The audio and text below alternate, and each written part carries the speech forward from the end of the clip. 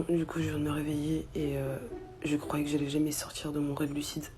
Alors, j'ai vu une vidéo il y a 2 jours, je crois, d'une meuf qui parlait de ça et j'y croyais pas trop. En fait, j'ai déjà fait des rêves lucides, mais elle parlait du fait qu'il fallait jamais demander l'heure dans ton rêve lucide à des gens. Mais c'est ce que j'ai fait pour tester. Ah putain, quel con.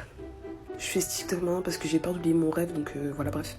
Je suis dans un bâtiment délabré dans Paris. Et en fait, je suis au premier étage, je me vois descendre en courant et je vois une meuf que je ne connais pas du tout. Le visage, je ne le connais pas du tout.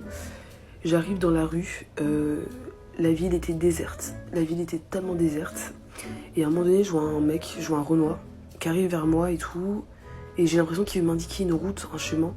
Et en fait, à ce moment-là, je me rends compte que... Et c'est à ce moment-là que je me rends compte que je suis dans un rêve, que je suis en train de rêver. Je prends conscience que je suis en train de rêver. Mais j'ai toute ma tête. Et là, je me remets à penser au TikTok. Et c'est un truc de ouf quand même. Et je me dis, bon allez, faut que je demande l'heure au mec. Je lui demande l'heure. Ça fait trop flipper. Le mec me dit, je peux pas. Et en fait, d'un coup, je sais pas si vous voyez le film I Am the Legend, genre la ville déserte et tout, c'est l'apocalypse. En mode, d'un coup, en fait, la ville elle est comme ça, elle est toute vide et tout. Et d'un coup, je vois des gens sortir des coins de rue. À partir du moment où je demande l'heure, des inconnus, mais en masse, c'est-à-dire vraiment là les gens qui me fixent.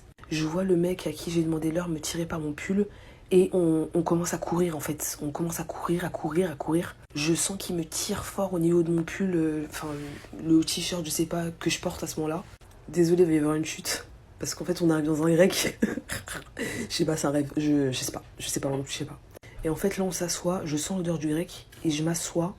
Et en fait, généralement, vous voyez, dans les grecs, il y a toujours une télé.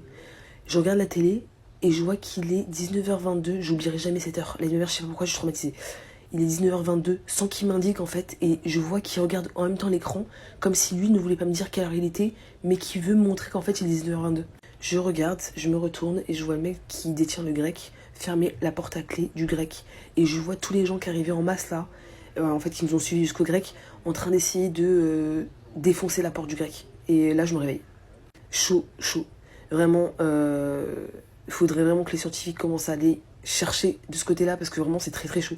Je trouve ça dingue en fait.